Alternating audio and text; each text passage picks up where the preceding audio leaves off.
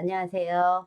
네, 이번 시간에는 우리가 평가 지표가 어떻게 구성이 되어 있는지 구성 체계에 대해서 알아보고, 그 다음에 평가 방법, 이렇게 돼서 여러분들 지금 알아보는 시간을 갖겠습니다. 지금 제 사진 보이시죠? 네, 제가 평가 지표 교육을 하고, 그 다음에 누리과정 강의를 하고, 뭐 이러면서 이게 집합 교육을 하다 보니까 굉장히 많은 인원들이 지금 교육을 받게 되잖아요. 저 하나의 제 목소리를 지금 여러분들 지금 보시면 이게 지금 한 500명 정도 될 것 같아요. 500명 되고 여기도 뭐 300명 뭐 이렇게 되다 보니까 평가를 받아야 될 이제 선생님들과 원장님들 입장에서는 좀 하나하나 짚어가면서 교육을 받고 싶은데 전체적으로 그냥 안내를 해줘야 되는 그런 어떤 수준으로 가다 보니까 선생님들이 또 자기 공부도 다시 해야 돼요. 맞아요. 자기 공부 다시 해야 되는 거 맞거든요. 네, 이런 부분에 있어 조금 안타까운 부분이 있어서 소그룹으로, 예, 소그룹으로 평가 지표 교육을, 네, 어린이집별로 이렇게 교사들이 모여서 하나하나 책을 보면서 그렇게 알아가는 게 훨씬 더 효과는 좋습니다. 네, 그래서 여러분들이, 제가 올린 영상들 마찬가지예요. 여러분들이 책을 보면서 이렇게 하나하나 여러분들이, 형광펜으로 줄도 그어가면서 이렇게 공부를 하는 게 사실은 효과가 훨씬 더 높습니다. 자, 그러면 우리가 평가 지표는 구체적으로 우리가 어떻게 구성이 되어 있는지 구성 체계를 보겠습니다. 평가 지표는 영역이 있고요. 예, 평가 영역. 이건 언어 영역에 해당되는 그 평가 영역을 보고요. 그 평가 영역에 따라서 평가 지표가 있습니다. 그리고 평가 지표가 있고 거기에 따라서 어떤 항목들이 있고 그 항목에 따라서 어떤 내용을 평가하겠다라는 이게 구성 체계가 갖춰져 있습니다. 그래서 우리 선생님들이 참고해야 될 부분은 영역과 평가 지표, 평가 항목 중에서 요런 내용을 평가하는구나. 이런 평가 내용을 좀 더 여러분들이 세세하게 좀 살펴볼 필요가 있다라는 겁니다. 우리 평가 지표에는 네 개의 영역이 있습니다. 그래서 보육과정 및 상호작용 1영역이 있고요. 두 번째 영역은 우리가 보육 그쵸. 환경 및 운영 관리가 있습니다. 세 번째 영역은 건강 안전 굉장히 강화시켰죠. 네 번째 영역은 교직원 이렇게 해서 영역에 따라서 평가 지표 그리고 평가 항목 그다음에 평가 내용 이렇게 이루어져 있다라고 보시면 됩니다. 네. 자, 그러면 이런 어떤 구성 체계로 되어 있는 이 평가를 우리가 이제 어떻게 이루어지는가? 평가 방법이 있겠죠. 평가 방법은 세 가지의 평가 방법이 있습니다. 관찰 방법이 있고요. 그다음에 면담하는 방법이 있습니다. 네, 그리고 기록물을 보는 방법이 있거든요. 그래서 기록물은 저희가 이제 서류 문서라고 볼 수가 있죠. 관찰은 예, 그야말로 평가자가 계속 선생님과 아이들과 환경을 관찰하는 거예요. 특히 우리가 일 영역 예, 보육과정 및 상호작용은 평가자가 관찰하는 것들이 굉장히 많아요. 관찰로 평가하는 방법들이 굉장히 많이 있습니다. 어, 보육 환경이라든가 교실 환경이라든가 교실 밖의 환경이라든가 그다음 보육 과정이 어떻게 하루 일과가 운영이 되는지 그다음에 교사와 영유아 간에 어떻게 상호작용이 이루어지는지 영유아 영유아 간의 상호작용을 선생님이 어떻게 지원하는지 이런 것들은 거의 대부분이 관찰로 진행이 되어진다라고 보시면 됩니다. 우리 평가자는 어린이집에 아이들이 등원해서 귀가할 때까지 하원할 때까지 하루 일과에 모두 이렇게 전반적으로 이루어지잖아요. 그렇기 때문에 이런 부분들은 관찰로 이루어진다라고 보시면 되고요. 그 다음에 면담으로 이루어집니다. 이거는 이제 관찰도 이루어질 수도 있지만 그 관찰 결과를 다 우리가 평가할 수 없기 때문에 우리가 보완하는 차원에서 실행이 제대로 이루어졌는지 그리고 그 관련된 내용을 우리가 확인하기 위해서 우리가 면담으로 이루어질 수 있습니다. 그래서 원장님을 면담하는 방법이 있고 교사를 면담하는 방법이 있죠. 우리가 1-2-1, 예, 1-2-1 영역을 보면 거기에는 보육과정을 우리가 보육과정을 바탕으로 해서 예, 표준보육과정을 바탕으로 해서 네, 표준보육과정을 바탕으로 해서 어린이집의 철학을 반영한 그런 보육계획을 수립한다. 라고 되어 있습니다. 이럴 때 어린이집의 원장님의 철학이라든가 이런 것들이 반영이 되었는지 이런 것들을 우리 알아보려면 어떻게 원장님을 면담을 해야 되겠죠. 그래서 원장님의 어린이집의 보육 철학은 무엇입니까? 라고 질문을 하게 됩니다. 그리고 연간 보육 계획 안에 어떻게 반영이 되었습니까? 라고 질문을 하게 되죠. 이런 경우에는 면담을 통해서 우리가 이루어진다라고 볼 수 있죠. 자, 교사를 면담을 하게 되는 경우가 있습니다. 교사 같은 경우에는 우리가 영유아의 흥미라든가 그 다음에 요구를 반영을 해서 월간이라든가 주간이라든가 일일 보육계획안 중에서 하나를 수립하는가 이거를 평가를 하게 되죠. 그럴 때 교사를 물론 보육계획안도 보게 되죠. 그렇지만 면담을 하게 됩니다. 월간 또는 주간 또는 일일 보육계획안에 영유아의 흥미라든가 요구라든가 그다음에 놀이를 어떻게 반영했습니까? 그리고 반영했다라면 구체적인 사례는 무엇인가요? 라고 질문을 하게 되죠. 그래서 이런 면담 방법이 있고요. 그 다음에 기록물로 평가하는 방법이 있습니다. 그래서 문서를 보게 되죠. 서류를. 그래서 평가 지표에 따라서 그 평가 지표에 따라서 실행을 하고 있는지 그리고 그 내용을 확인하기 위해서 관련 기록물을 우리가 확인하게 됩니다. 1 우리가 1 영역의 보육과정 및 상호작용 그다음 1 영역의 보육과정 및 상호작용 그 영역의 대부분이 보면 기록물이 우리 어떤 것들이 있냐 보육일지 있죠. 예, 하루 일과가 어떻게 이루어졌는지 보육일지 보게 됩니다. 그 다음에 계획은 어떻게 이루어졌는지 네, 우리가 어린이집 표준보육과정을 바탕으로 해서 보육계획이 이루어졌는지 이런 것들은 다 어떻게 기록물을 볼 수밖에 없죠. 그러게 보육계획안을 보게 됩니다. 그래서 이런 기록물을 통해서 우리가 평가가 이루어집니다. 어떤 지표에 따라서는 관찰도 하고 그 다음에 기록물도 보게 되는 거죠. 어떤 지표는 관찰도 하면서 우리가 면담도 하게 됩니다. 또 어떤 지표는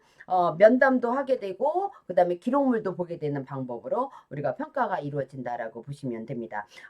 지금 제가 방금 전에 그 예시를 들었던 1-2-1 예, 표준보육 과정을 바탕으로 해서 어린이집의 철학을 반영한 보육계획을 수립한다. 이거를 우리가 평가하기 위해서는 기록물 봐야 됩니다. 그리고 또 원장님 면담을 해야 됩니다. 또 영유아의 흥미와 요구를 반영을 해서 우리가 월간이라든가 주간이라든가 또 일일 보육계획안 중 한 가지를 수립하는가 이거를 우리가 평가하기 위해서 보는 거는 바로 기록물 봐야 되죠. 보육계획안 보게 되겠죠. 그 다음에 교사를 면담을 하게 됩니다. 이런 방법으로 우리가 평가가 이루어진다라고 보시면 될 것 같습니다. 평가 지표는 어떻게 구성이 되어 있을까요? 영역이라든가 평가 항목수를 우리가 저희 좀 살펴보겠습니다.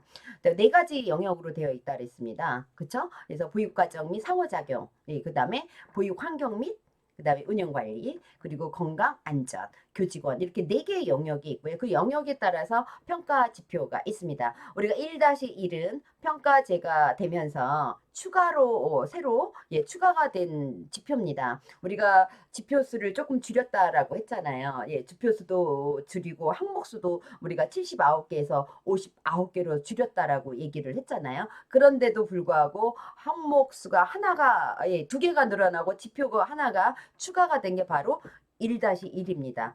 영유아 권리 존중 지표. 예, 요거는 필수 항목입니다. 그렇기 때문에 예, 요거는 여러분들이 이 필수를 지키지 않으면 어떻게 해요? 예, 최하위 등급을 받게 되죠. 네, 1-1 영유아 권리 존중. 예, 우리 선생님들이 다시 한번 꼼꼼히 살펴볼 필요가 있고요. 우리가 영유아 권리 존중 요거는 요 1-1에만 해당되는 게 아니라 이 전반적으로 다 해당이 됩니다.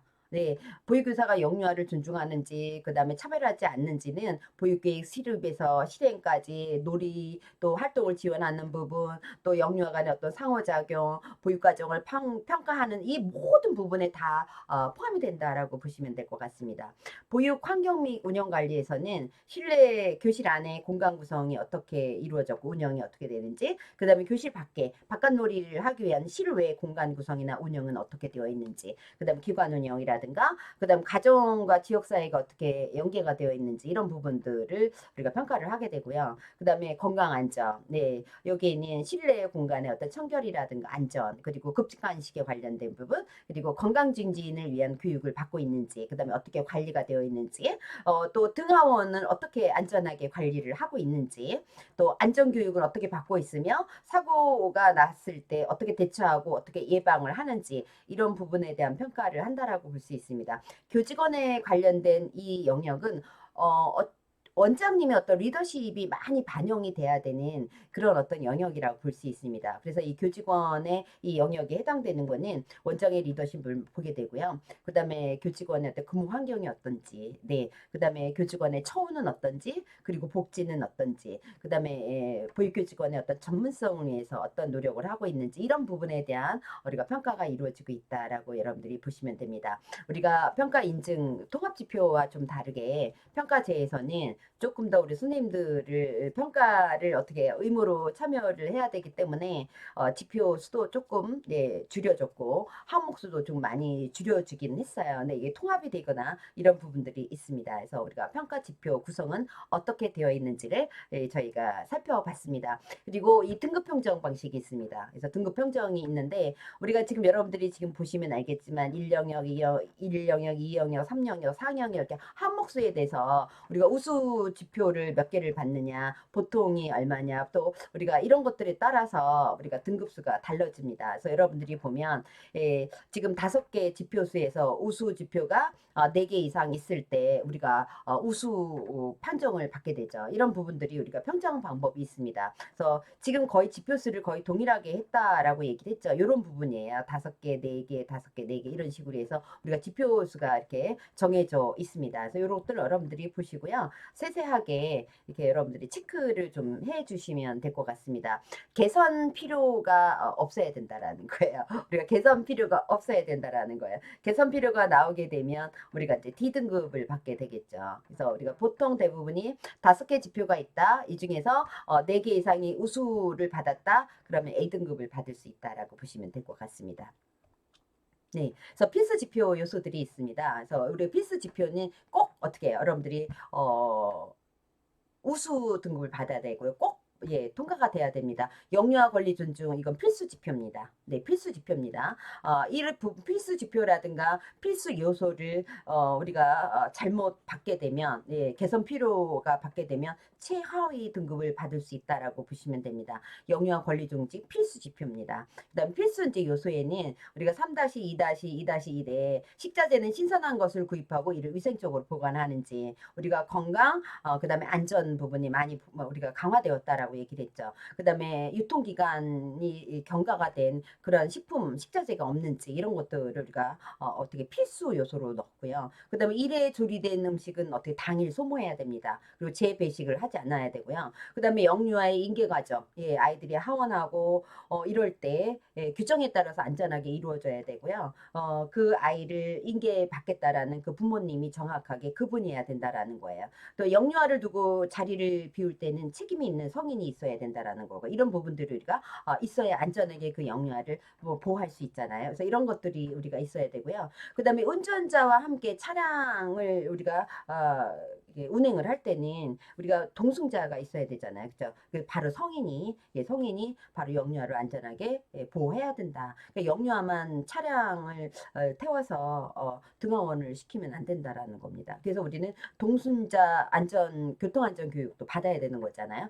교직원을 대상으로 해서 기본적인 안전교육을 정기적으로 실시하고 있어야 된다. 그래서 영유학대라든가 예방교육이라든가 안전교육이라든가 뭐 우리가 여러분들이 얘기하는 또 여러 가지 그 의무 교육들이 있습니다. 안전과 관련된 성희롱 예방 교육도 있고 그다음에 아동 학대 예방 교육도 있고 여러분들이 얘기하는 CCTV 개인정보 보호법 이런 기타 등등의 여러 가지 교육들이 있습니다. 이런 것들을 정기적으로 받고 있는지 받고 있어야 된다라는 거죠. 그다음에 영유아 학대를 위한 예방 지침이 있는지 체벌 금지를 포함한 이런 것들을 준수하고 있는지 이런 것들이 필수 지표이고 필수 요소라는 겁니다. 이 필수 지표와 필수 요소는 어떻게 해요? 여러분들이 반드시 지켜줘야 되는 그런 부분이다라고 보시면 됩니다. 네, 이상으로 우리가 이 평가 지표의 구성 체계는 어떻게 되어 있는지 그리고 평가 방법은 우리가 어떻게 이루어져야 되는지를 여러분들이 살펴봤습니다. 여러분들이 어떤 영역으로 우리가 어떻게 지표가 구성이 되었는지 알아봤으니까요. 이제 영역별로 더 자세하게 살펴보면 여러분들이 더 많이 도움이 될 것 같습니다. 다음 시간에 여러분들이 우리가 1영역부터 보육과정 및 상호작용부터 우리가 파헤쳐 보자고요. 네. 자, 오늘 이상 여기서 마치겠습니다. 감사합니다. 네. 다음 시간에 만나요.